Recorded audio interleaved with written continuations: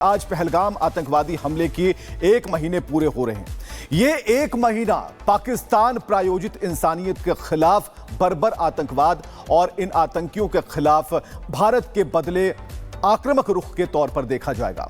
पाकिस्तानी आतंकवादियों ने जम्मू कश्मीर के पहलगाम में छुट्टियां मनाने गए हिंदू परिवारों की चुन चुन कर हत्या की थी।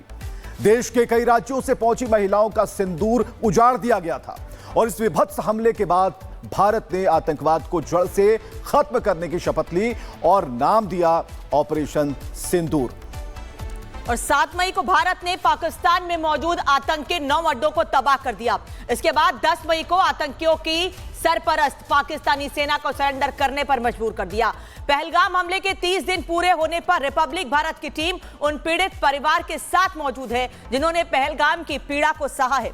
आपको सभी परिवारों की बात सुनाएंगे, लेकिन सबसे पहले आपको रिपोर्ट दिखाते हैं।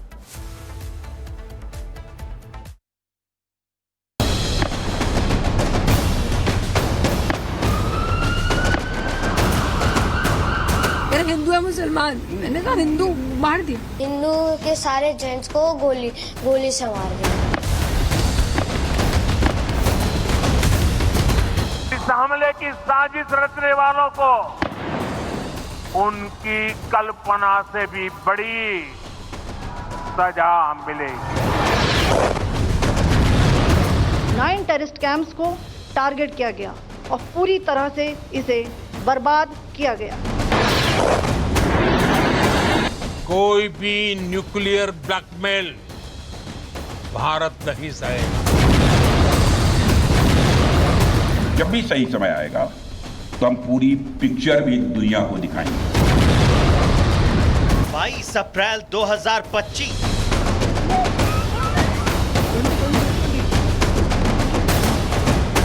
यही वो तारीख थी जब आतंकवादियों ने पहलगाम की बैसरन घाटी में खून की होली खेली। दोपहर करीब 2 बजे जब टूरिस्ट का ग्रुप घाटी में छुट्टियां मना रहा था, वीडियो फोटो शूट कर रहा था, उसी वक्त 3 से 4 आतंकी जंगल की ओर से आए, धर्म पूछा और अंधाधुंध गोलियां बरसाने लगे। पहली गोली करीब 2:20 पर चली। शुरुआत में किसी को समझ में नहीं आया कि क्या हुआ है।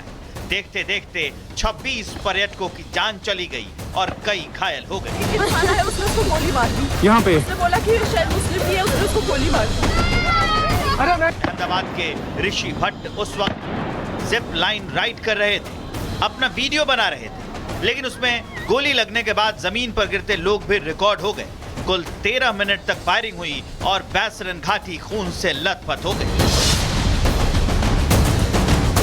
हमले के कुछ ही घंटों बाद गृहमंत्री अमित शाह ने श्रीनगर का दौरा किया। आतंकियों ने जहां खून की होली खेली, वहां भी पहुंचे, पीड़ितों से मुलाकात की, सीआरपीएफ और पुलिस सहित सुरक्षा अधिकारियों के साथ बैठक की, आतंकिस्तान को सीधा संदेश दिया।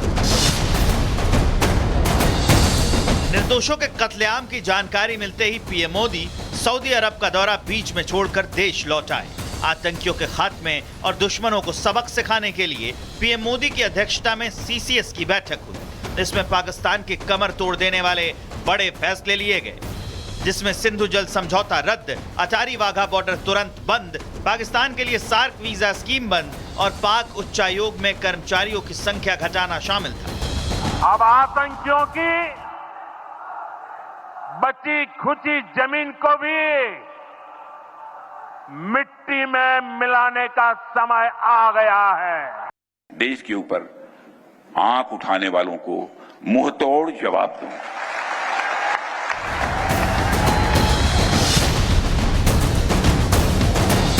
सिंध के पानी रोके जाने से पाकिस्तान बौखला उठा। शरीफ से लेकर मुनीर और बिलावल भुट्टो भारत को गीदड़ भभकी देने पर उतारा है। या इस दरिया से हमारा पानी बहेगा या उनका खून बहेगा। पहलगाम अटैक के 15 दिन बाद भारत ने 6 से 7 मई की दरमियानी रात को 1:04 पर पाकिस्तान और पीओके में 9 आतंकी ठिकानों पर मिसाइल स्ट्राइक कर दी। ऑपरेशन सिंदूर के तहत भारतीय सेना ने पहलगाम आतंकी हमले के लिए जिम्मेदार समूहों के साथ 100 से ज्यादा आतंकवादियों को उनके अंजाम तक पहुंचा दिया।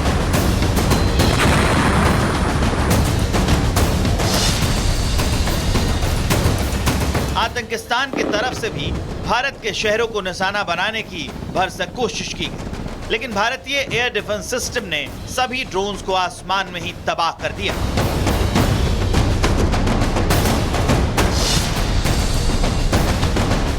तुर्की और चीन के हथियार पर घमंड करने वाला मुल्ला मुनीर भारत पर किए नाकाम वार से फूला नहीं समा रहा था और तभी 9 से 10 मई की रात भारत की तरफ से एक बार फिर पाकिस्तान को टारगेट किया गया।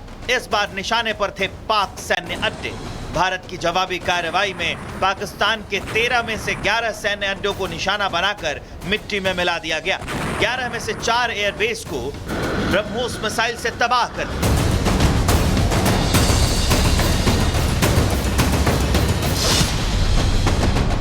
एक तरफ भारतीय सेना पाकिस्तान को उसी भाषा में जवाब दे रही थी, तो दूसरी तरफ सीज फायर का उल्लंघन करने पर बॉर्डर पर तैनात जवान पाकिस्तानी चेकपोस्ट को तबाह कर रहे थे, जिससे घबराया डरा पाकिस्तान अब थर थर कांप रहा था। शहबाज कटोरा लेकर दुनिया के कई देशों में सीज फायर के लिए गुहार लगाने निकल चुके थे, लेकिन भारत ने स्पष्ट कर दिया कि सीज फायर तभी होगा जब पाकिस्तान के डीजीएमओ भारतीय सेना के डीजीएमओ से सीधी बातचीत करेंगे।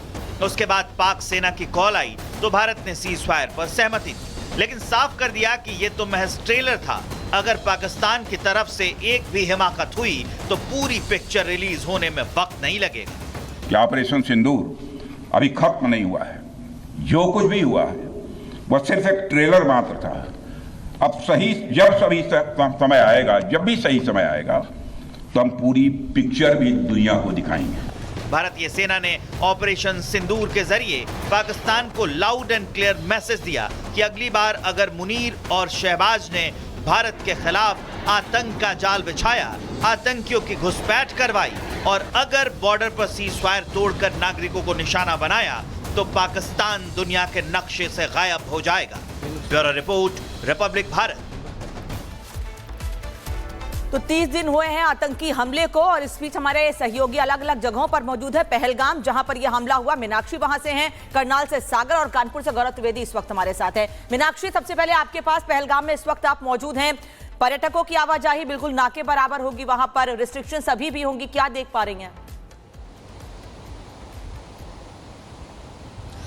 बिल्कुल जैसा कि आपने कहा, क्योंकि 1 महीना पूरा हो चुका है, ऐसे में कहीं ना कहीं जो पर्यटकों की आवाजाही है वो थोड़ी कम नज़र आ रही है, क्योंकि लोग नीचे यानी श्रीनगर तक आ रहे हैं और श्रीनगर से वापस लौट जा रहे हैं। हालांकि कुछ टूरिस्ट ग्रुप हैं जो यहाँ तक आ भी रहे हैं, लेकिन बैसरन घाटी की अगर हम बात करें तो कई ऐसी जगह हैं जिन्हें बंद कर दिया गया है।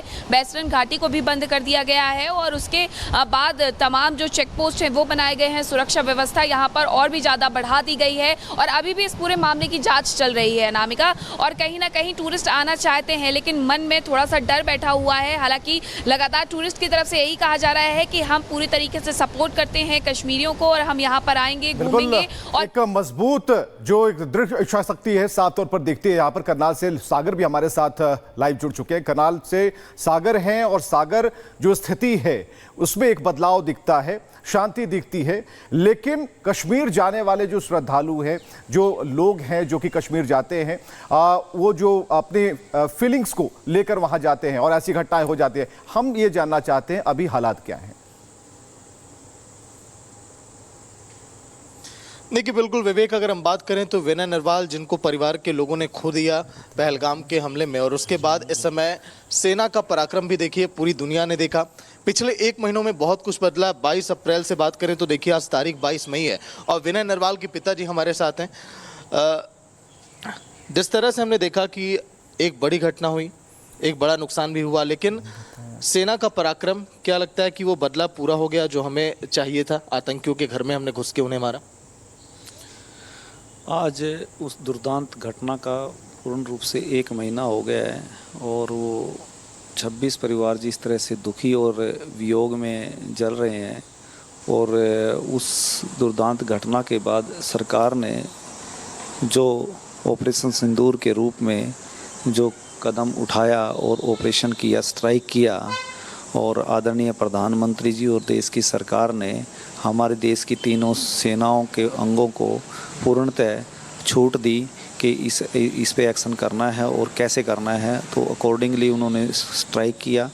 और आदरणीय प्रधानमंत्री जी के द्वारा खुली छूट दिए जाने के उपरांत जो उनका मनोबल बढ़ा और जिस मनोबल के साथ और पराक्रम के साथ उन्होंने आतंकवाद के ठिकानों पर, उनके आकाओं पर, उनके नर्सरीज़ पर जिस तरह से स्ट्राइक किया, एक बहुत ही अच्छा प्रहार किया और उनको एक ये सबक दिया गया और ऐसा संदेश दिया है कि भविष्य में यदि कुछ भी आपने किया तो इससे भी बुरा आपको अंजाम भुगतना पड़ेगा।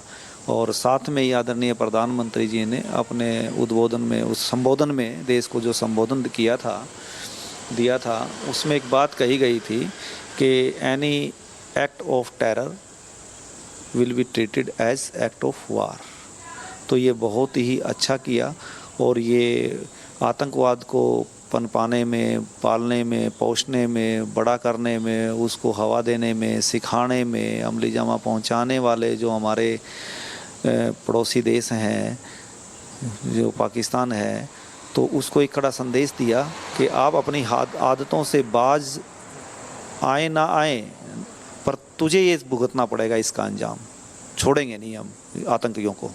सर, तो क्या आप ये मानते हैं कि ऑपरेशन सिंदूर के जरिए सरकार ने वो बदला ले लिया, सेना ने वो कर दिखाया जो हमें बदला लेना चाहिए था पाकिस्तान के अंदर घुस के? देखो, सेना ने अपने पराक्रम से और मनोबल से जिस तरह से ये एक्शन लिया वो काबिल तारीफ़ है। और जहाँ तक बदले की भावना है कि बदला लिया गया कि नहीं लिया गया, एज ए नेशन, राष्ट्र के तौर पर हमने बिल्कुल सही कदम उठाया और सही किया। बट इंडिविजुअली देखा जाए, मैं अपनी बात कर सकता हूँ कि इसमें मेरे साथ और मेरे परिवार के साथ क्या हुआ है, और ये वियोग एक दिन का नहीं है। और ये जो वेदना है, मानसिक वेदना, शारीरिक वेदना, ये वेदना एक दिन की नहीं है। जब तक हम जिएंगे, मेरा परिवार रहेगा, जब तक जिस चीज़ की आखिरी सांस तक ये रहेगा, ये वियोग और ये वेदना जो है सिर्फ चिता में जल के ही ख़त्म होगा। तो बदला लेने वाली बात एज ए नेशन ठीक है, बट एज ए इंडिविजुअल देखा जाए तो ये मेरा अपना राय है। धन्यवाद सर। फिलहाल आप सुन रहे थे विनय नरवाल के पिताजी को, जिनका ये कहना कि सेना ने कर दिखाया ऑपरेशन सिंदूर के जरिए हमने बदला भी लिया। सरकार का भी जो कदम है वो काफ़ी साहसिक है और ऐतिहासिक है। सीधे कानपुर चलेंगे जहां पर गौरव हमारे साथ जुड़े हुए हैं। गौरव जी बिल्कुल, आपको बता दें, ऑपरेशन सिंदूर की अगर बात की जाए तो जिन निहत्ते जो कानपुर से लोग ट्रैवल कर रहे थे, किस तरह से जो अशान्या है, इनका जो सिंदूर है वो छीना गया था। मैम, कैसे देखती हैं, सेना ने कर दिखाया है, बदला लिया है, कैसे देखती हैं इस पूरे? सर, जितने भी हमारे आर्म फोर्सेस हैं उन्होंने बहुत अच्छी तरीके से अपना ऑपरेशन सिंदूर को किया था। 9 अड्डे हमारे खत्म किए थे उन्होंने आतंकवादियों के, और इसके बाद भी मैं रोज ही आए दिन न्यूज़ देख रही हूँ कि कभी कुछ टेररिस्ट अटैक हुए, जो हमारे शायद हिंदुस्तान में पल रहे आतंकवादी हैं उनको खत्म किया जा रहा है। हर दिन नया कुछ ना कुछ आता है, हर दिन कुछ मतलब इंफॉर्मेशन उनको मिलती है, उसके रिगार्डिंग वो वर्क भी कर रहे हैं।